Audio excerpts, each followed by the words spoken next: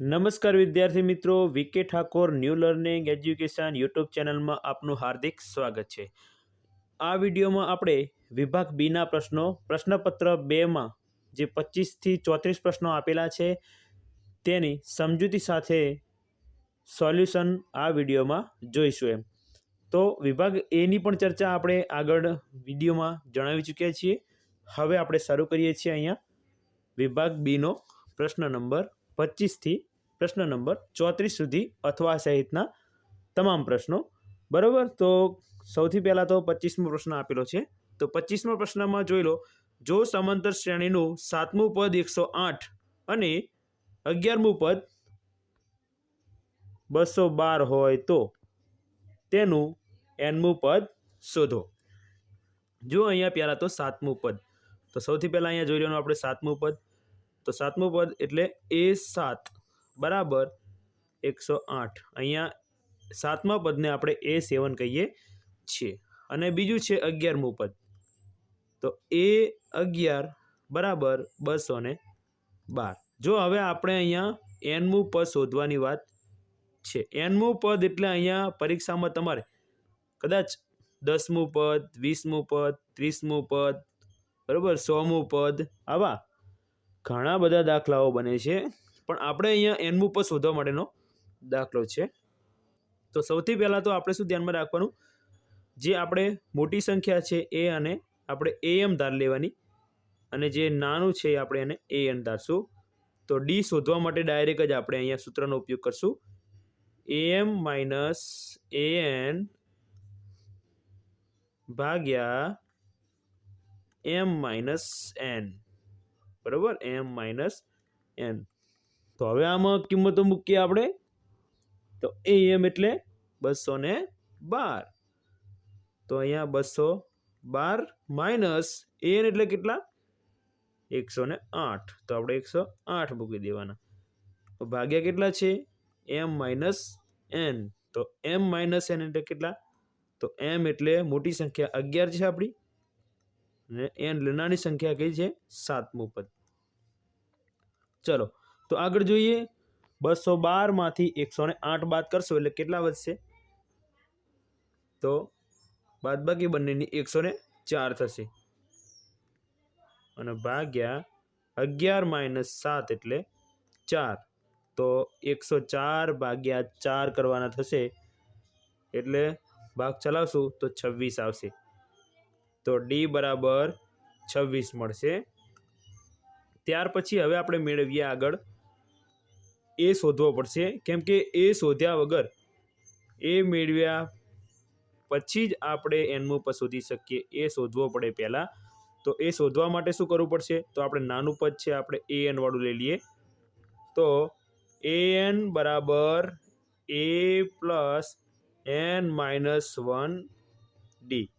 તો an એટલે કયું પદ, 7મું પદ લઈએ આપણે। તમે A11 થી પણ દાખલો ગણી શકો છો, પણ આપણે નાની સંખ્યા A7 છે એટલા માટે એનો ઉપયોગ કરીએ છીએ। તો એ આપણે શોધવાનો છે, પ્લસ n ઓછા 1 એટલે 7 ઓછા 1 ડી। તો A7 કેટલું છે, 108। તો આપણે 108 અહીંયા મૂકવા પડશે, બરાબર a પ્લસ 7 ઓછા 1 એટલે 6 વખત ડી થશે। તો હવે એ બરાબર લેશું તો 6d આ બાદ લાવવાનું થશે, પણ એના પહેલાં આપણે ડીની કિંમત મૂકી દઈએ બરાબર। તો ડીની કિંમત કેટલી છે આપણી પાસે, 26। તો 108 બરાબર a પ્લસ 26 ગુણ્યા 6 બરાબર। તો 26 ગુણ્યા 6 કરશું તો આપણને કેટલા મળશે, 26 છંગ 156। તો અહીંયા થશે આપણે 156। તો એને કરતાં બનાવો હવે આપણે, તો બરાબર પાછળની સંખ્યા શું હતી, 108, અને એની સાથે આવી જશે માઇનસ 156। તો એ બરાબર 108 માઇનસ 156 એટલે માઇનસ 48 થશે બરાબર।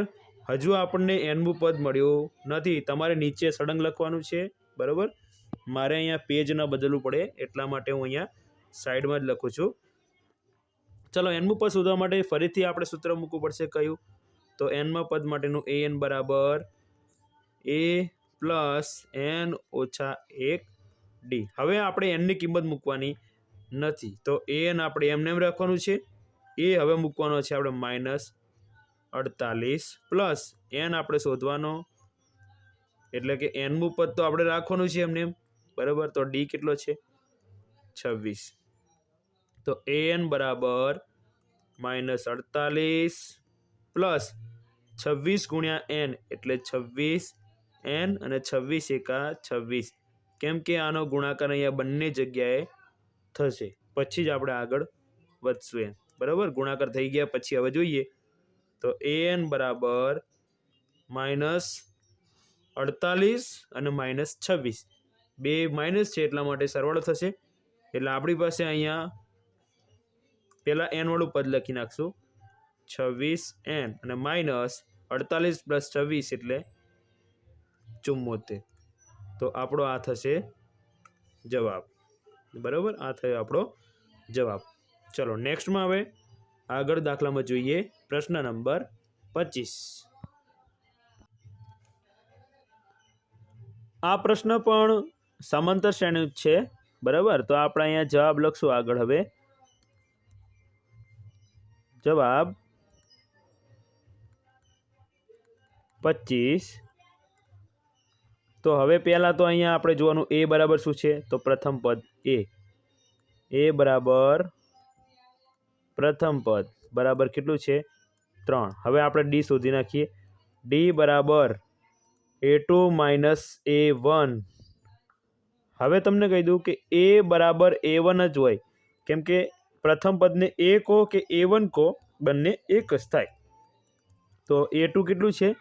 a2 એટલે બીજું પદ આપણું 8 છે અહીંયા. તો 8 માઇનસ પ્રથમ પદ આપણું 3 છે, તો અહીંયા મૂકી દઈશું આપણે 3. તો 8 માઇનસ 3 એટલે 5 થશે, બરાબર. હવે અહીંયા જોવાનું છે 78 એ શું આપ્યા છે કે કેટલામું પદ છે, એટલે કે કેટલામું એટલે કે એનમું પદ. તો એનમું પદ 78 થવું જ જોઈએ એમ. તો આપણે એનનું સૂત્ર મૂકવાની વાત છે અહીંયા. તો એન બરાબર એ પ્લસ એન ઓછા 1 ડી. તો અહીંયા આપણે 78 એન કહેવાય. એ એટલે કેટલું છે આપણું 3 પ્લસ એન ઓછા 1 અને ડી એટલે 5, કેમ કે આપણે અહીંયા ઓલરેડી એન શોધવાનો છે એમ, બરાબર. તો એન શોધવા માટે હવે આપણે પ્રોસેસ કરશું અહીંયા. તો 78 છે, આ 3 પ્લસથી જોડાયેલા છે અહીંયા, બરાબર. અહીંયા 3 જે છે એ શું છે? પ્લસથી જોડાયેલા છે અહીંયા. અને પ્લસથી જોડાયેલા હોય તો એ બરાબરની આગળ લઈ જઈએ એટલે માઇનસ થઈ જાય, તો -3 થઈ જશે અહીંયા, બરાબર. એન ઓછા 1 5 થઈ જશે. હવે શું કરશું? 78 માંથી 3 કાઢી નાખશું એટલે કેટલા વધશે? 75, બરાબર. હવે 5, આ 5 એ ક્યાં આવશે? અહીંયા 75ની નીચે, કેમ કે ગુણાકારમાં છે એટલા માટે આપણે ત્યાં લઈ જવાના 75ને નીચે, બરાબર. n માઇનસ 1 થશે. હવે ભાગ ચલાવી દઈશું અહીંયા, બરાબર. આપણે તો ભાગ ચલાવવા માટે અહીંયા જોઈએ આપણે કે કયા ઘડિયામાં આવશે 75. ભાગ ચલાવીએ તો 15 પંચા 75, બરાબર. 15 પંચા 75 થાય તો કેટલા થઈ જશે? 75 એટલે કે 15. તો 15 બરાબર n માઇનસ 1. તો n બરાબર 15 પ્લસ 1, તો n બરાબર 16, બરાબર. એનો અર્થ કે 16મું પદ 78 થાય. તો આપણો આ થશે આન્સર, બરાબર, કે 16મું પદ 78 હોય. ત્યાર પછી પ્રશ્ન નંબર 26. બે સમાન માપના સમઘનો જેમાં પ્રત્યેક સમઘનનું ઘનફળ સરખું છે. તો અહીંયા જુઓ આપણે બંને જે મેં સમઘન દોર્યા છે, અહીંયા આપણે આકૃતિ બનાવી છે, એમાં બંને સરખા છે, એટલે કે 64 સેમી ઘન છે. તેમને એકબીજા સાથે જોડવામાં આવે તો હવે આ પ્રમાણે મેં જોડી દીધા છે, બરાબર. આ નંબર 1 અને નંબર 2, તો આ બંનેને આપણે જોડી દઈએ છીએ, બાજુમાં અડાડી દઈએ છીએ, એટલે જોડી દઈએ છીએ. તો હવે લંબઘન બની જશે એક પ્રકારનો, બરાબર. તો હવે લંબઘનનું પૃષ્ઠફળ શોધવાનું છે. તો સૌથી પહેલાં તો આપણને ઘનફળ આપ્યું છે અને ઘનફળ પરથી બંનેને ભેગા કરી એટલે કે સંયોજિત પદાર્થ બનાવી લંબઘનનું પૃષ્ઠફળ શોધવાનું છે આની અંદર. તો પહેલાં તો શું કરશું આપણે અહીંયા કે સમઘન છે આપેલું ઘનફળ મૂકવું પડશે આપણે. સમઘનનું ઘનફળ બરાબર એનો ઘન થાય એટલે કે બાજુનો ઘન થાય. સમઘન એટલે ત્રણેય બાજુ સરખી હોય. તો અહીંયા આપણે 64 સેમીનો વર્ગ બરાબર એનો ઘન થાય. તો 64 એ સંખ્યા કઈ સંખ્યાનો ઘન છે? તો એ બરાબર કેટલું થશે કે એ 4નો ઘન છે. તો એ બરાબર 4 થયું. તો આપણે અહીંયા 4 થાય, પછી આ બાજુ 4 થાય, આ બાજુ 4 થાય અને ઊંચાઈ 4 થાય. બરાબર. હવે શું કરશું અહીંયા? તો આપણે બનતો લંબઘન છે એનું ઘનફળ પૃષ્ઠફળ શોધવાનું છે. તો આપણે એને શોધીએ પૃષ્ઠફળ.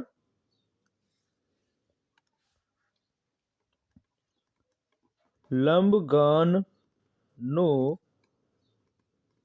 પૃષ્ઠફળ બરાબર સૂત્ર આપણને યાદ હોવું જોઈએ બધાએ. બરાબર. તો સૂત્ર છે 2LB plus BH plus HL થાય.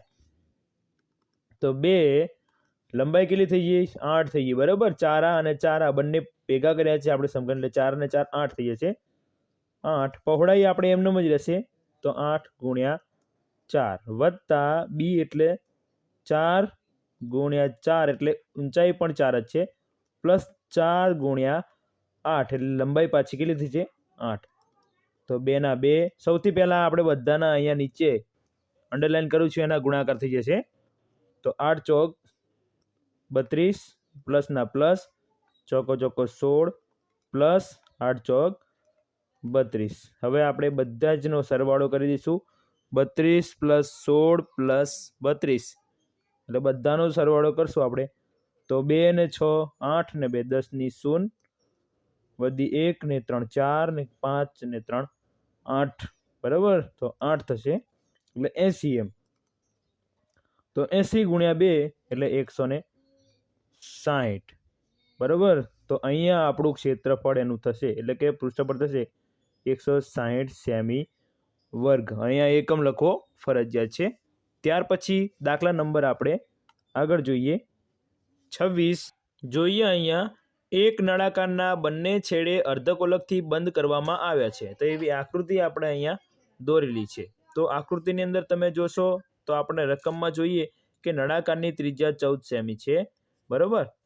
ત્યાર પછી શું આપ્યું છે આપણને અહીંયા કે ઊંચાઈ 50 છે. હવે નળાકારની ત્રિજ્યા તમને 14 આપી હોય તો એ અર્ધગોલકની પણ ત્રિજ્યા થઈ જાય એમ. બરાબર. તો અહીંયા શું કરશું હવે આપણે? તો ખાસ ધ્યાન રાખવાનું છે કે આપણે અહીંયા સંયોજિત પદાર્થ થયો છે. તો અહીંયા મૂકશું આપણું સૂત્ર. સંયોજિત પદાર્થનું પૃષ્ઠફળ બરાબર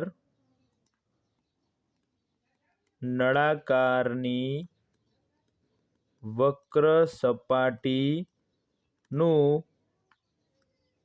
પૃષ્ઠફળ પ્લસ 2 ગુણ્યા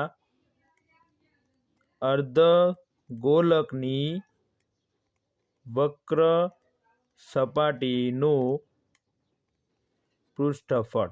બરાબર. ચાલો, શા માટે આ સૂત્ર મૂક્યું આપણે? કેમ કે અહીંયા આપણી પાસે બે પદાર્થો જે કે અર્ધગોલક ભાગ અને બીજો નળાકાર ભાગ એમ શું થયેલું છે? સંયોજિત થયેલું છે. તો એના માટે આપણે આ સૂત્ર મૂક્યું છે. બરાબર. તો નળાકારની વક્ર સપાટીનું પૃષ્ઠફળનું સૂત્ર છે 2πRh અને બે અર્ધગોલક છે આપણે તો 2 ગુણ્યા 2πr વર્ગ. તો કોમન કાઢીએ આપણે બંનેનું તો 2πr કોમન નીકળશે.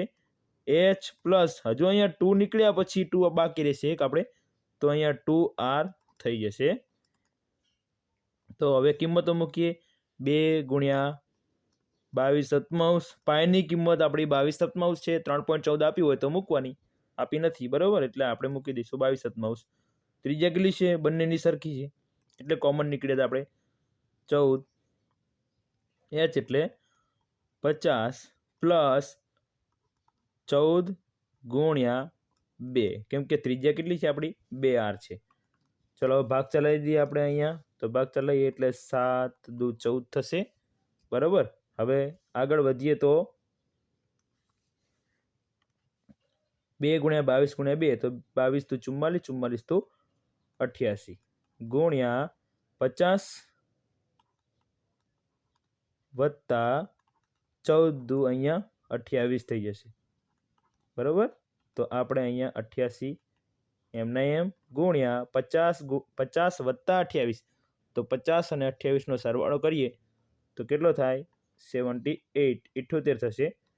હવે 88 ગુણ્યા 78, બરાબર, અહીંયા 88 ગુણ્યા 78 આ બેનો ગુણાકાર આપણે કરશું અહીંયા, તો ગુણાકાર કેટલો મળશે આપણને? 6864. 6864 એકમ સમમાં આપે છે આપણને સેમીમાં, તો અહીંયા આપણે જવાબમાં આવશે સેમી વર્ગ. તો તમારે ફરજિયાત અહીંયા એકમ જણાવવાનો છે. પરીક્ષાની અંદર એકમ ભૂલ કરવાનું નથી. પૂરેપૂરા માર્ક્સ આવતા હશે તો આવા એકમોના માર્ક્સ કપાઈ શકે છે, બરાબર. ત્યાર પછી આપણે નેક્સ્ટ પ્રશ્ન આપણો જોઈએ, પ્રશ્ન નંબર 27. તો પ્રશ્ન નંબર 27 એ આપણે સંભાવના પ્રકરણમાંથી લીધો છે. તો આની અંદર જોશું, જુઓ, એક બાળક પાસે એવો પાસો છે કે જેની 6 સપાટીઓ છે. તો સપાટીઓમાં તમને આપ્યું છે A, B, C, D, E અને A, બરાબર. તો આ પાસાને એકવાર ઉછાળવામાં આવે તો પાસા પર A મળે અથવા D મળે. તો આવી બે ઘટનાઓ આપણે શોધવાની છે. તો આપણે શું કરશું? સૌથી પહેલાં અહીંયા આપણે લખશું કુલ પ્રયત્નોની સંખ્યા. કુલ પ્રયત્નોની સંખ્યા કેટલી છે? તો ગણી લઈએ. 1, 2, 3, 4, 5 અને 6. તો આપણે 6 છે. કેમ કે પાસો હોય તો પાસાની બાજુ કેટલી હોય? 6, પણ છતાં આપણે ગણી લઈએ, બરાબર, કે કેટલી છે? 6 છે. કેમ કે આપણે A, B, C, D, E ને A. તો હવે ઘટના નંબર 1 માટે આપણે નંબર આપીએ 1. પરીક્ષામાં પણ તમારે આવી જ રીતે લખવાનું છે, બરાબર. તો અહીંયા શું છે? A મળે તેની સંભાવના શોધી હોય તો હવે આપણે ઘટના A નામ આપવાનું. અને તો ઘટના A એટલે PA સંકેતમાં લખી શકો છો, કેમ કે સંભાવનાને અંગ્રેજીમાં પ્રોબેબિલિટી કહેવામાં આવે છે, એટલા માટે આપણે PA લખીએ છીએ. ચલો, તો અહીંયા લખશું આપણે ઘટના A માટે પ્રયત્નોની સંખ્યા, અથવા તમે ટૂંકમાં લખી શકો છો આવી રીતે, ઉદ્ભવેલ ઘટના ભાગ્યા કુલ પ્રયત્નોની સંખ્યા, બરોબર. કુલ પ્રયત્નોની સંખ્યા. ઉદ્ભવેલ ઘટના તો એ કેટલી વખત મળે છે? તો એ 2 વખત મળે, બરોબર. કેટલી વખત મળે? 2 વખત. તો એક અહીંયા છે, જુઓ, એક આ છે અને એક અહીંયા છે. કુલ 6 માંથી 2 વખત. તો 2 કુલ કેટલામાંથી? 6 માંથી. હવે ભાગ ચલાવશું આપણે તો આવો થશે. અહીંયા 2 એકા 2 થશે અને 3 દુ 6 થશે. પરીક્ષામાં આપણે અહીંયા આવી રીતે લખી શકો છો, પણ સીધો જવાબ લખો તો પણ ચાલે, બરોબર. તો અહીંયા થશે આપણો 1/3, કેમ કે 2 ઉડી જશે અહીંયા, એટલે જવાબ આવશે 1/3, બરોબર. ત્યાર પછી આપણો નેક્સ્ટ અંદર નંબર 2 છે, તો આપણે સાઈડમાં સોલ્વ કરશું એને, બરોબર. તો બીજો પ્રશ્નની આપણે પ્રશ્નની અંદર આપણી બીજી ઘટના એવી છે, ડી મળે. તો ડી મેળવવા માટેની ઘટના શું છે અંદર? તો અહીંયા પીબી, હવે બી ઘટના આપણે નંબર જેમ ઘટના આવે તેમ નંબર આપણે એનો મૂળાક્ષરથી બદલી શકાય, એ બી સી ડી એવી રીતે એમ. તો ડી કેટલી વખત જોઈ લો અંદર, તો એક વખત એમ, એક વખત મળે, બરાબર. તો અહીંયા સૂત્ર મૂકી દેવાનું આપણે ફરીથી, ઘટના, બરાબર, ઘટના પણ આપણે સૂત્ર આખું મૂકીએ આપણે, ઉદ્ભવેલ ઘટના ભાગ્યા કુલ પ્રયત્નોની સંખ્યા, કુલ પ્રયત્નોની સંખ્યા.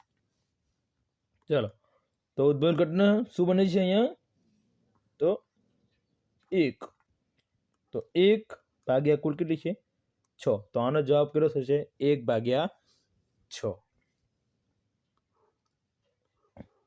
બરાબર. તો આ થયા બંને જવાબ, એ મળે એનો 1/3 અને ડી મળે એનો 1/6. ત્યાર પછી આપણે જોઈએ દાખલા નંબર આગળ 28. આ પણ સંભાવનાનો દાખલો છે. સના તેના ભાઈ પાસે ખામી વગરનું રમકડું હોય તે ખરીદે છે. હવે ખામી વગરનું ખરીદે છે, યાદ રાખજો, શું યાદ રાખવાનું છે આપણે, ખામી વગરનું. તો અહીંયા જુઓ ઘટનામાં આપ્યું છે રમકડું ખરીદે છે, તો ખામી વગરનું ખરીદ છે. દુકાનદાર 10 રમકડા ભરેલી એક પેટી લે છે, બરાબર, એટલે 10, તો કુલ રમકડા આપણી પાસે અહીંયા થશે, તો કુલ રમકડા બરાબર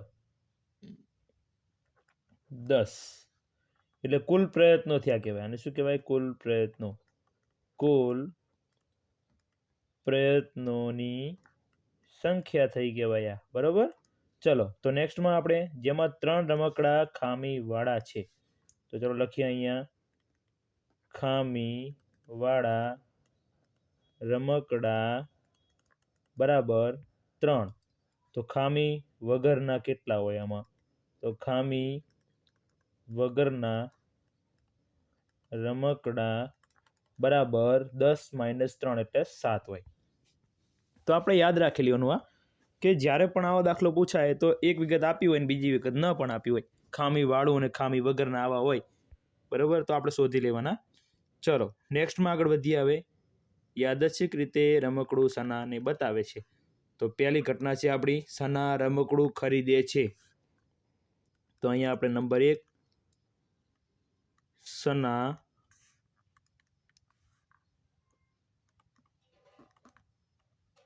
રમકડું ખરીદે.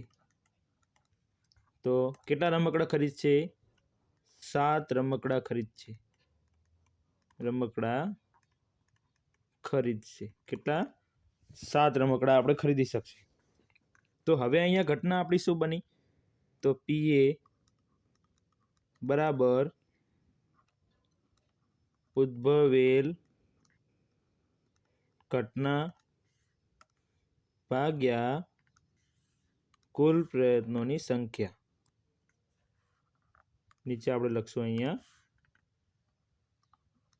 કુલ પ્રયત્નોની સંખ્યા. આ રીતે તમારે સૂત્ર મૂકવું ફરજિયાત છે વિદ્યાર્થી મિત્રો. તો ઉદ્ભવેલ ઘટના શું છે આપણી, તો 7, એ ખરીદ છે, કેટલા ખરીદ છે 7, અને ભાગ્યા કુલ કેટલા છે 10. તો આપણને ખબર છે કે 7/10 એટલે નીચે 10 છે એટલે 1 પોઈન્ટ કાપવાનો થાય આપણે, તો 0.7 થશે. તો આપણો એક આન્સર થાય 0.7. ત્યાર પછી આપણે બીજી ઘટના જોઈએ. તો બીજી ઘટના શું છે અહીંયા, સના રમકડું ન ખરીદે. તો નંબર 2, સના રમકડું ન ખરીદે. તો 3 રમકડા ન ખરીદે, બરાબર ને. કેમ ન ખરીદે, કેમ કે ખરાબ છે એટલા માટે. જે ખરીદે છે કેવા છે, સારા છે, ખામી વગરના ખરીદ છે નહીં, ટૂંકમાં એમ કે સારા ખરીદે છે પણ ખરાબ છે ખરીદ છે નહીં, એટલા માટે આપણે પીબી ઘટના બને, બરાબર. ઉદ્ભવેલ ઘટના ભાગ્યા નીચે આપણે છેદમાં લખવાનું છે એટલા માટે કુલ પ્રયત્નોની સંખ્યા. કુલ પ્રયત્નોની સંખ્યા. ચલો, કુલ ઉદ્ભવીશું તો ન ખરીદે એના માટે કેટલા? 3 રમકડા, બરાબર. તો અહીંયા 3 ભાગ્યા કુલ કેટલા? 10. તો એટલા માટે જવાબ થશે આપણો 0.3. તો આપણો એક જવાબ થશે 0.7 અને બીજો જવાબ થશે 0.3. નેક્સ્ટમાં આગળ વધીએ. દાખલા નંબર 29. દ્વિઘાત બહુપદી 3x² - x - 4 શૂન્યો શોધો તથા તેમના શૂન્યો અને સહગુણક વચ્ચેનો સંબંધ ચકાસો. તો સૌથી પહેલા વિદ્યાર્થી મિત્રો આપણે એના શૂન્યો શોધશું. ધોરણ 10ની અંદર બીજો પાઠ અને ચોથો પાઠ, આની અંદર શૂન્ય શોધો અને ઉકેલ શોધો એટલે કે અવયવીકરણની રીત જે આવે છે એ જ રીત બીજા ચેપ્ટરની અંદર જે આપણે અવયવ પાડીએ છીએ એ જ રીત છે, બંને સરખી છે, બરાબર. તો આગળ વધીએ આપણે.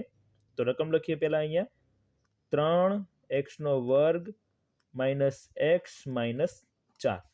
હવે અહીંયા પહેલા તો તમને રફ કામમાં શીખવાડીશ કે આના ભાગ કેવી રીતે પાડવા, બરાબર. તો આપણે આ સાઈડમાં રફ કામમાં જોઈએ છીએ. તો રફ કામ અહીંયા લખું છું ઉપર હું. તો તમારે પરીક્ષામાં લખવાનું હોતું નથી, લખવાનું હોય છે પણ પાછળ તમારે પેજ બગાડવાનું હોય છે, બરાબર. તો તમારે પેપરમાં જ્યાં લખો છો ત્યાં નહીં લખવાનું, આ તમારું એક્સ્ટ્રા પેજ જે બનાવતા હોય તમે રફકામની અંદર ત્યાં લખજો. હવે સૌથી પહેલાં શું કરવાનું અહીંયા? તો પ્રથમ પદ આપણું કેટલું છે? 3 અને છેલ્લું પદ એટલે કે અચળ પદ કેટલું છે? 4. તો આ બેનો ગુણાકાર થાય 4 તરીને 12. તો હવે જુઓ અહીંયા 4ને આપણે માઇનસ રાખીએ અને 3ને પ્લસ રાખીએ અને બંનેને એક્સ જોડી દઈએ એટલે ભાગ પડી જાય -1ના. એટલે -4 + 3 એટલે -1. તો ભાગ પડે આપણે લખીએ 3x². હવે +3 આગળ રાખશું, 3x આગળ રાખશું, -4x પાછળ રાખશું કેમ કે એના અવયવ આપણે પાડી શકીએ. એના બરાબર આપણે 0 લેવા પડશે તો જ આપણે શૂન્ય મળે. ચલો હવે નેક્સ્ટમાં જોડકી બનાવી દઈશું. આ ભાગ અને આ ભાગ બંને કોમન શું નીકળશે? 3x કોમન નીકળશે તો x + 1 વધશે અને માઇનસ નિશાની એમનેમ 4 કોમન નીકળે, x + 1 થઈ જાય બરાબર 0. ત્યાર પછી હવે આપણે કોમન નીકળ્યું એ લખી નાખવાનું x + 1 અને જે કોમન નથી તે એટલે કયું? 3x - 4 બરાબર 0. તો હવે x બરાબર જવાબ લઈએ તો x બરાબર આ +1 છે તો -1 થઈ જાય અને બીજું શૂન્ય આપણું બને x બરાબર xને કરતા લઈએ એટલે 4 પ્લસ બની જાય અને 3 ક્યાં આવે? છેદમાં આવે. તો આપણા શૂન્ય 2 થઈ ગયા. હવે આપણે સંબંધ ચકાસીએ, બરાબર. તો સંબંધ માટે શું કરવાનું? તો અહીંયા ઉપર ટાઇટલ મારી દઈએ સંબંધ. તો સૌથી પહેલા આપણે શૂન્યનો સરવાળો લેવો પડશે આપણે. તો અહીંયા લખશું આપણે શૂન્યનો સરવાળો બરાબર આલ્ફા પ્લસ બીટા બરાબર -b/a બરાબર. શું કરશું હવે આપણે અહીંયા? ચલો જોઈએ હવે. તો a + b એટલે a એટલે પહેલું શૂન્ય અને બીટા એટલે બીજું શૂન્ય. આલ્ફા માટે -1 તો -1 પ્લસ 4/3 બરાબર -b/a બરાબર. ચલો ત્યાર પછી આગળ વધીએ આપણે. હવે આ બેનો સરવાળો 3 × 3 એટલે -3 પ્લસ 4/3 લસા લીધો આપણે બરાબર -b/a. ચલો તો અહીંયા 4 માંથી 3 જાય એટલે 1/3 પ્લસ વધે છે પણ આપણને અહીંયા b માઇનસ છે સૂત્રનો ઓલરેડી, એટલા માટે અહીંયા શું થઈ જશે? -1. તો આને આપણે પ્લસ કરી દેવા છે. એનો અર્થ કે b શું છે? -1 છે બરાબર. તો અહીંયા શું છે? એક્સનો સહગુણક છે, એક્સનો સહગુણક છે, બરાબર. અને નીચે છેદમાં શું છે આપણી પાસે? એ. તો એ શું હોય? તો એ 3 છે. તો 3 શું છે આપણો? તો 3 એ એક્સના વર્ગનો સહગુણક છે. તો નીચે લખી નાખવાનું આપણે એક્સ વર્ગનો સહગુણક. તો આ થયો સંબંધ સરવાળાનો, બરાબર. ત્યાર પછી હજુ આપણે એક સહગુણકનો બાકી છે, જે ગુણાકાર માટેનો, બરાબર. તો અહીંયા લખીએ આપણે શૂન્યનો ગુણાકાર. તો શૂન્યનો ગુણાકારનો સંબંધ બરાબર આલ્ફા ગુણ્યા બીટા બરાબર સી ભાગ્યા એ થાય. તો આપણું આલ્ફા બીટા કેટલું છે? તો -1 ગુણ્યા 4/3, બરાબર, એના બરાબર સી ભાગ્યા એ. તો 4નો ગુણાકાર -1 સાથે, તો -4/3 બરાબર સી ભાગ્યા એ થાય. તો -4 શું છે? એ સી છે. -4 એ શું છે? તો અચળ પદ છે, અચળ પદ. અને ભાગ્યા નીચે એ એટલે 3. તો 3 શું છે? એક્સ વર્ગનો સહગુણક, એક્સ વર્ગનો સહગુણક. તો આને કહેવાય શૂન્યનો અને સહગુણક વચ્ચેનો સંબંધ, બરાબર. તો નેક્સ્ટમાં આપણે દાખલા નંબર હવે 30 ને જોઈએ. પ્રશ્ન નંબર 30, કિંમત શોધો. sin 30 plus tan 45 minus cosec 60 ભાગ્યા sec 30 plus cos 60 plus cot 45. તો આ જે રકમ છે એ કોષ્ટક આધારિત ત્રિકોણમિતિ ચેપ્ટરની અંદરથી પૂછાયેલો છે. તો આની અંદર આપણે આ બે આકૃતિનો ઉપયોગ કરશું, બરાબર. તો આ બે આકૃતિનો ઉપયોગ કેવી રીતે કરવો એ આપણે આગળ વિડીયોમાં જણાવેલું છે. અને અલગથી પણ આપણે કોષ્ટકની જે ટ્રીક છે એ ગોખ્યા વગર કોષ્ટકની કિંમતો કેવી રીતે યાદ રાખવી એ પણ ટૂંક સમયમાં આવી જશે. તો એના પહેલાં આપણે આ સમજી લઈએ. અહીંયા પેપર સોલ્યુશન છે, આપણા માટે સમજવું જરૂરી છે. તો sin 30 એટલે શું? તો sin 30 એટલે sin એટલે સામે કર્ણ. તો સામે એટલે 1 અને કર્ણ એટલે 2 છે અહીંયા. તો 1/2 પ્લસ tan 45 1/1. તો આપણે અહીંયા 1/1 લઈ લેવાનું. Minus cosec 60. તો cosec એટલે કર્ણ ભાગ્યા સામે. તો 2/√3 થશે. હવે એના પણ છેદમાં આખાની નીચે પણ આપણે sec 30 છે, હવે cos 60 છે અને cot 45 છે. તો sec એટલે શું? તો sec એટલે cosનો વિરોધી થાય, બરાબર. cosનું વ્યસ્ત, એમ ટૂંકમાં વિરોધી ના કહેવાય, વ્યસ્ત કહેવાય એને. તો 30 અહીંયા છે આપણી પાસે, બરાબર. 30 અહીંયા છે. તો શું કરશું હવે કે sec લેવાનું છે. sec એટલે કર્ણ પાસે, એટલે કે 2/√3. તો અહીંયા આપણી થશે 2/√3. વચ્ચે પ્લસ છે, અહીંયા પ્લસ મૂકી દો. હવે cos 60, cos એટલે પાસે કર્ણ. તો પાસે એટલે 1 અને કર્ણ એટલે 2. તો 1/2 પ્લસ cot 45 એટલે 1/1.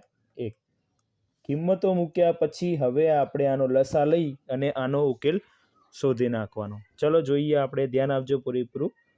તો ચોકડી ગુણાકાર થશે, અહીંયા લસા લઈશું એટલે 2 1 એકા 1 2 એકા 2/2 થઈ જશે. માઇનસ 2/√3 મૂકી દેવાના. હવે નીચે છેદમાં એવી જ રીતે 2 દુ 4 થશે, બરાબર. તો અહીંયા નીચે 4 લખશું. √3 એકા √3 થશે અને ભાગ્યા √3 ગુણ્યા 2 એટલે 2√3 પ્લસ આપણે કેટલા છે 1/1. ખાલી 1 લખો તો પણ ચાલે અને 1/1 લખો તો પણ ચાલે. હવે આપણે અહીંયા કિંમતો ઓલરેડી આપણને મળી ગઈ છે, એટલે હવે આપણે આ ત્રિકોણની આકૃતિની જરૂર નથી, બરાબર. ચલો આગળ વધીએ આપણે દાખલામાં.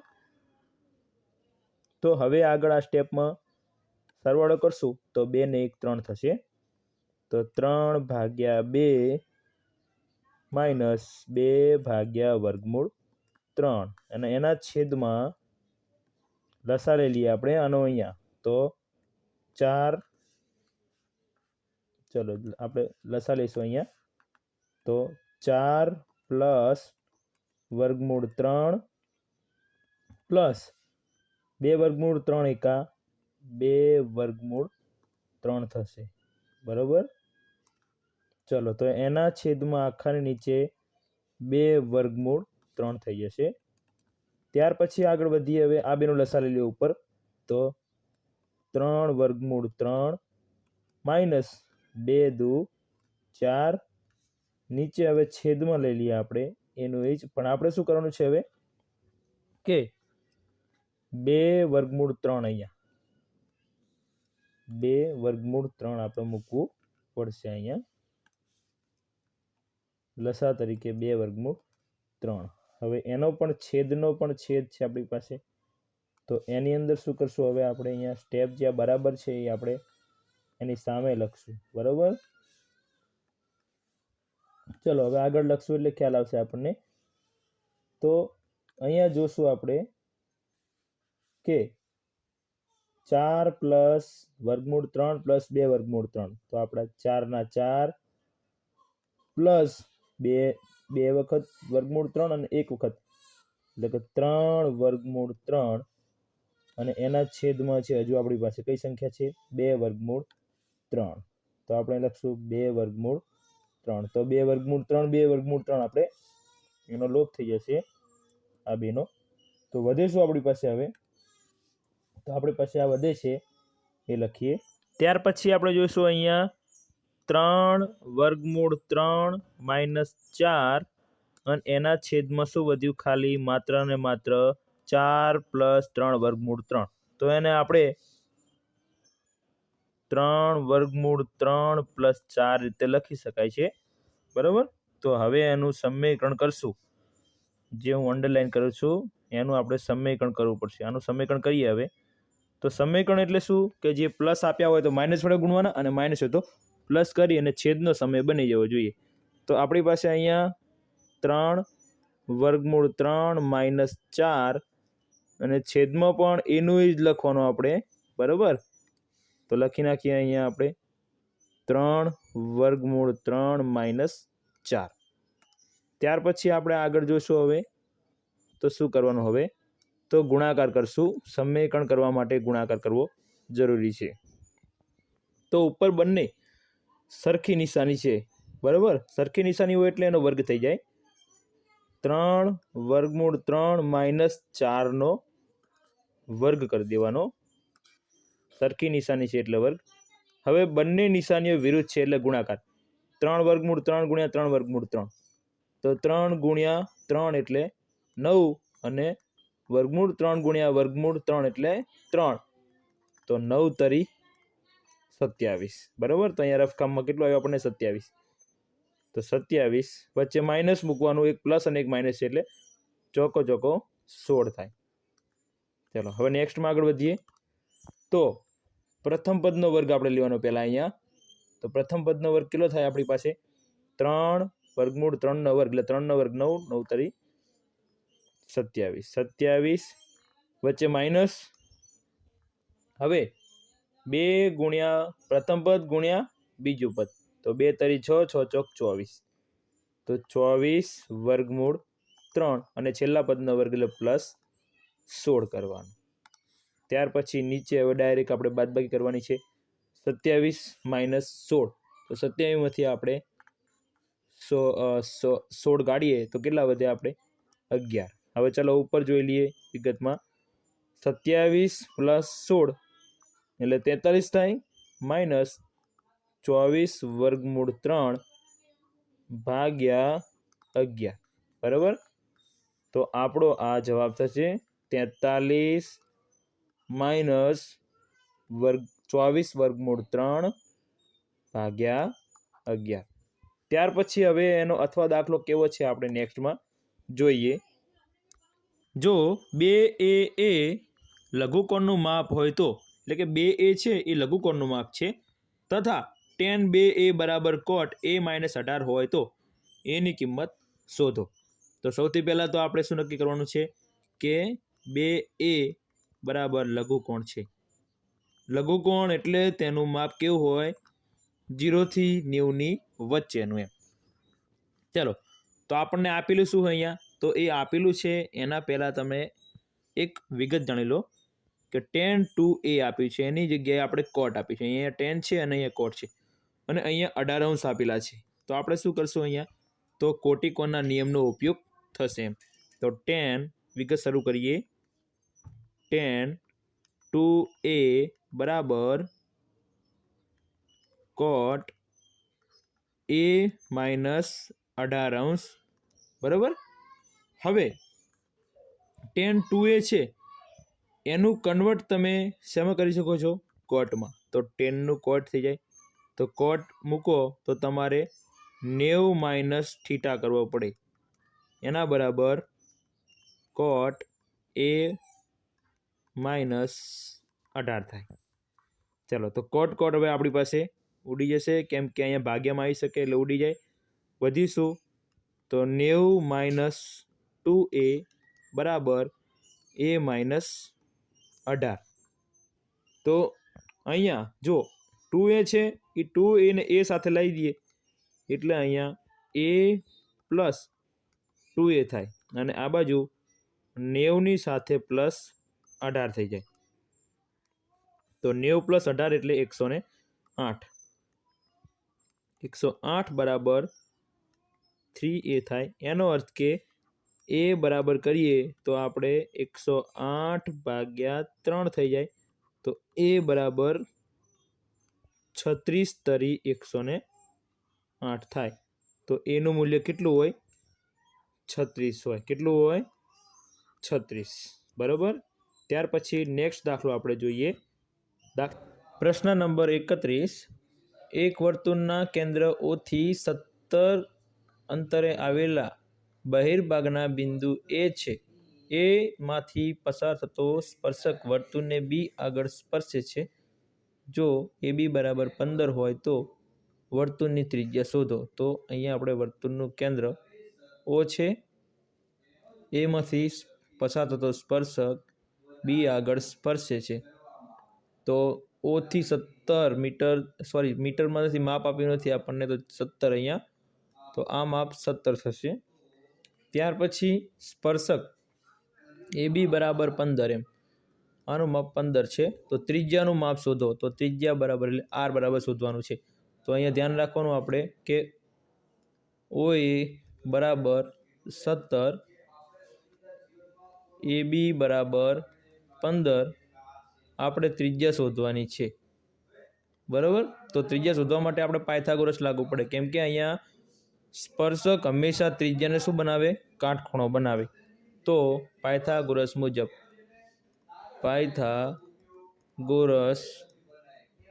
પ્રમેય મુજબ તો કર્ણનો વર્ગ એટલે OA નો વર્ગ. તો OA ના વર્ગ બરાબર OB નો વર્ગ પ્લસ AB નો વર્ગ થાય.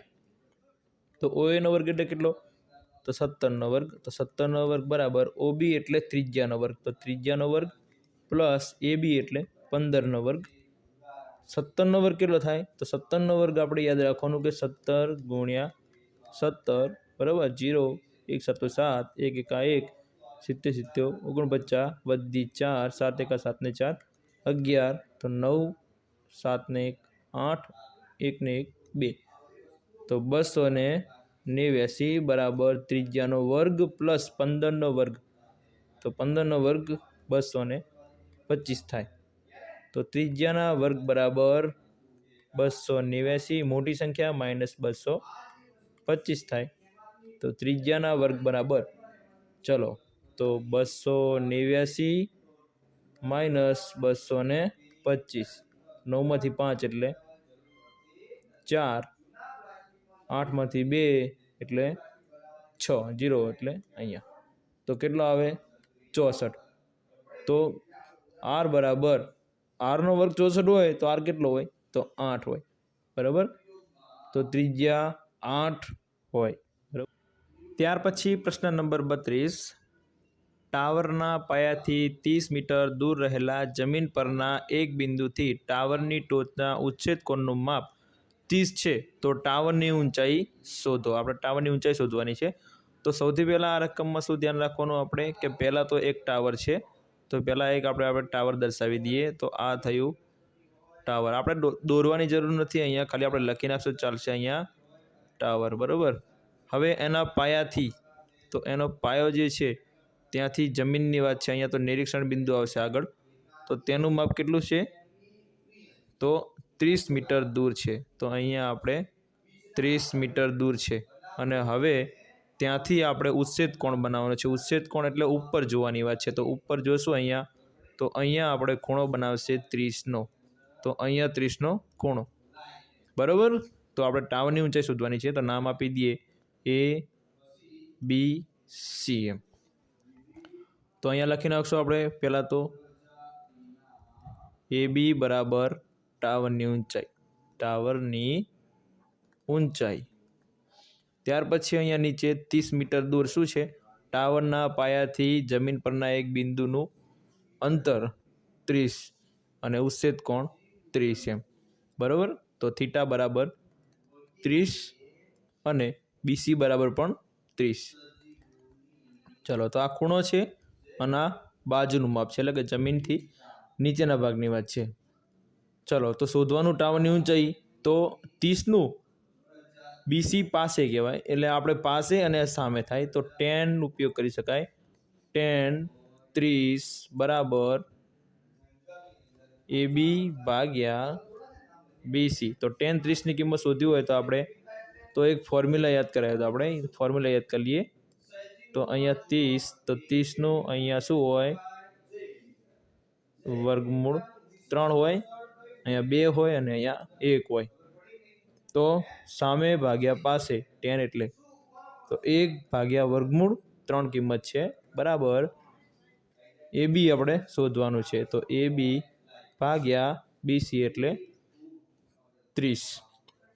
તો ABને આપણે કરતા બનાવીએ તો 30 ભાગ્યા વર્ગમૂળ 3 થાય, તો આપણે સમીકરણ કરવું પડે વર્ગમૂળ 3 ભાગ્યા વર્ગમૂળ 3, સમીકરણ એટલે છેદની સંખ્યા સમય બનાવીએ એમ।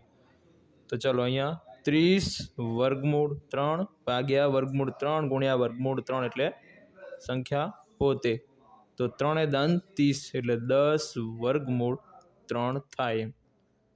ક્વેશ્ચન નંબર 33, બિંદુઓ 4, -3 અને 8, 5ને જોડતા રેખાખંડનું 3:1 ગુણોત્તરમાં અંતઃવિભાજન કરતા બિંદુના યામ શોધો। તો આપણે અહીંયા જવાબ નંબર 33ને આ પ્રમાણે લખી શકાય કે એના યામ આપણે ધારી લઈએ 4 - 3 અને બીના યામ છે આપણે 8, 5, તો આપણે નામ આપી દીધા A અને B, અને જે આપણે ગુણોત્તરમાં વિભાજન કરે છે તે બિંદુ એટલે આપણે તેને P નામ આપી દીધું, એટલે X અને Y એના યામ શોધવાના છે આપણે। તો એના યામ આપણે X1 Y1 અને બીના યામ આપણે X2 Y2 આપશું। તો આપણે હવે વિભાજન બિંદુ P છે, તો Pના યામ શોધવાના છે આપણે, તો Pના યામ બરાબર, તો આપણે ધ્યાન રાખવાનું ખાસ શું છે હવે, તો કે તમને અહીંયા સૂત્ર આવડવું જોઈએ, બરાબર। તો સૂત્રમાં શું કરશું આપણે, તો સૂત્રમાં mx2 + nx1 ભાગ્યા નીચે છેદમાં m + n, બરાબર। હવે એના અલ્પવિરામો મૂકી અને yના યામ લઈશું આપણે હવે, તો yના યામ પણ એવી જ રીતે સૂત્ર એનું જ રહેશે આપણે, પણ અહીંયા હવે yના યામ લઈશું આપણે, તો y2 + ny1 ભાગ્યા છેદમાં નીચે m + n, કૌંસ પૂરો કરી દઈશું। હવે આપણે કિંમતો મૂકશું અહીંયા, m એટલે કેટલા, તો m એટલે 3, x2, તો x2 કેટલું છે આપણી પાસે, x2 8 છે, તો આપણે અહીંયા 8 મૂકી દેવાના, પ્લસ n કેટલો છે 1 મૂકશું, પાછો x1 મૂકવાનો છે, x1 કેટલો છે 4, ભાગ્યા નીચે હવે આપણે લેવાનું છે m + n, તો અહીંયા છેદમાં લઈએ આપણે m + n એટલે 3 + 1, 3 + 1. હવે એવી જ રીતે વાયના એમ લઈ લઈએ તો એમ 3 છે, y2 કેટલું છે તો y2 5 છે, તો અહીંયા 5 રહેશે, પ્લસ n કેટલો છે તો 1 છે, અને y1 કેટલું છે -3 છે, અને ભાગ્યા નીચે ફરીથી આપણે અહીંયા 3 + 1 એટલે કે m + n છે, એટલે 3 + 1 મૂકવાનું છે, બરાબર. ત્યાર પછી આગળ વધશું આપણે તો 8 તરી 24 થશે, પ્લસ 4 એકા 4, અને ભાગ્યા છેદમાં થઈ જશે 3 ને 1 4, બરાબર. ખ્યાલ આવતો હશે તમને બધાને. ચલો 5 તરી અહીંયા 15 થઈ જશે, અને 3 એકા -3 થશે, અને છેદમાં કેટલા થઈ જશે 4, કેમ કે 3 ને 1 4 થાય. હવે નેક્સ્ટમાં આગળ વધશું તો 24 + 4, તો 24 ને 4 28, તો 28 ભાગ્યા 4 થઈ જશે, અને નીચે આ બાજુ સાઈડમાં 15 - 3 તો 12 ભાગ્યા 4 થઈ જાય છે. એનો અર્થ કે આપણી પાસે જે XY મળવાના છે, Pના યામ મળે છે આપણને. તો Pના X અને Y બરાબર અહીંયા 28 ને 4 વડે ભાગશું એટલે આપણે થશે 7 × 28, એટલે 4 × 7 = 28, એટલે 7 ચાલશે, અને 4 તરી 12, એટલે આપણો જવાબ આવશે 7 અને 3, બરાબર. તો ત્યાર પછી હવે દાખલા નંબર જે વિભાગ બીનો આપણો છેલ્લો દાખલો છે, જે નંબર 34 છે, તેનો અભ્યાસ કરી લઈએ. પ્રશ્ન નંબર 34 એવો છે કે એક શાળામાં ધોરણ 10ના 30 વિદ્યાર્થીઓએ ગણિતના 100 ગુણના પ્રશ્નપત્રમાં મેળવેલા ગુણ કોષ્ટકમાં આપેલા છે, અને તેનો મધ્યક શોધવાનો છે આપણે. તો અહીંયા તમે જુઓ, તમને આ વખતે અહીંયા મધ્ય કિંમતની અંદર XI અને FI એટલે કે આવૃત્તિ, આ બંને વિગત આપેલી છે. તો દર વખતે જે દાખલો હતો આપણે આગળના પેપરની અંદર, તો એમાં શું હતું કે જે વર્ગ અહીંયા આપેલા હતા કે 10 થી 20, 20 થી 30, એમ બે સંખ્યાઓ અધસીમા અને ઉર્ધ્વસીમા આવતી હતી, જ્યારે અહીંયા આપણે અધસીમા અને ઉર્ધ્વસીમા આવતી નથી. એટલા માટે હવે આ દાખલાને આપણે પ્રત્યક્ષ રીતથી ગણવાનો છે. પ્રત્યક્ષ રીતને આપણે બીજી સીધી રીત તરીકે ઓળખીએ છીએ, બરાબર. બીજું નામ છે એનું સીધી રીત, બરાબર.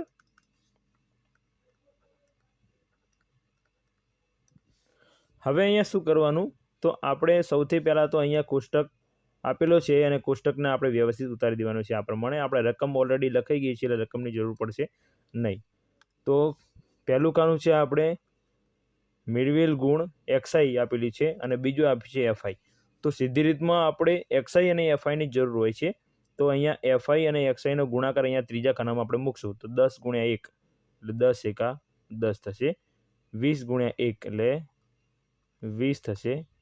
હવે 36 × 3 કરવાના છે આપણે, તો 36 × 3 એટલે 36 તરી 108 થશે, 40 × 4 તો ચોકો 16 એટલે 160 થશે, 50 × 3 એટલે 150. ત્યાર પછી 56 × 2 તો 56 દુ 112 થશે, 60 × 4 તો 124 એટલે 240 થશે, 70 × 4 તો 7 × 28 એટલે 280 થશે, 72 × 1 એટલે 72 થશે, 80 × 1 એટલે 80 થશે, 88 × 2 તો 88 દુ 176 થશે, 92 તરી તો 92 × 3 કરશો તો 276 થશે, અને છેલ્લું 95 એકા 95 થશે. હવે સીધી રીતની અંદર આપણે FI અને FIXI છેલ્લા બે ખાનાનો ઉપયોગ થાય છે એમ. તો સિગ્મા FI બરાબર કુલ 30 વિદ્યાર્થીઓ છે, આપણને ખબર છે, રકમમાં ઓલરેડી ઉપર આપેલું હતું કે 30 વિદ્યાર્થીઓ છે એમ, બરાબર. આપણે જોઈ લઈએ, અહીંયા જુઓ બતાવે છે અહીંયા કેટલા વિદ્યાર્થીઓ છે, 30 વિદ્યાર્થીઓ, બરાબર. ચલો નેક્સ્ટમાં આગળ વધીએ. હવે શું કરવાનું, તો આપણે હવે અહીંયા સિગ્મા FIXI છે એનો સરવાળો કરવાનો છે. Sigma FIXI. હવે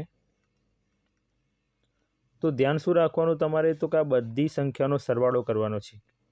તો આપણે અહીંયા દાખલામાં તમે સરવાળો રફકામની અંદર કરી લીજો, બરાબર. ઓલરેડી મેં અહીંયા સરવાળો કરી લીધો છે. તો સરવાળો કેટલો થાય છે, તો 1779 થાય છે, બરાબર.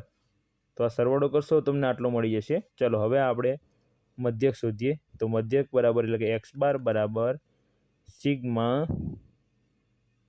એક્સઆઈ એફઆઈ ભાગ્યા સિગ્મા એફઆઈ, અથવા તમે અહીંયા ગમે રીતે સૂત્ર મૂકી શકો, સિગ્મા એફઆઈ એક્સઆઈ ભાગ્યા સિગ્મા એફઆઈ. બરાબર, આ મૂકો તો પણ ચાલશે, કેમ કે એફઆઈ અને એક્સઆઈ આગળ પાછળ મૂકવાથી કોઈ રકમમાં ચેન્જીસ થવાની નથી, કેમ કે એ બંનેનો ગુણાકારનું ખાનું ઓલરેડી આપણે બનેલું છે એટલા માટે. ચલો, તો સિગ્મા એક્સઆઈ એફઆઈ કેટલું છે આપણી પાસે? તો 1779 છે, અને ભાગ્યા કેટલા છે આપણે કુલ સિગ્મા એફઆઈ એટલે 30 છે. તો આપણે એને શું કરવાનું છે? 30 વડે ભાગી નાખવાના છે. તો 30 વડે ભાગશો તો આપણને 29.3 એનો મધ્યક મળશે. બરાબર, આપણા અહીંયા પેપર 2 એટલે કે આપણું પ્રશ્નપત્ર 2 એનો વિભાગ 2 અહીંયા પૂરો થાય છે. તો નેક્સ્ટમાં હવે આપણે વિભાગ સી અને ડી લઈને આવશું. ત્યાં સુધી ભણતા રહો અને આગળ તૈયારી કરતા રહો. આભાર.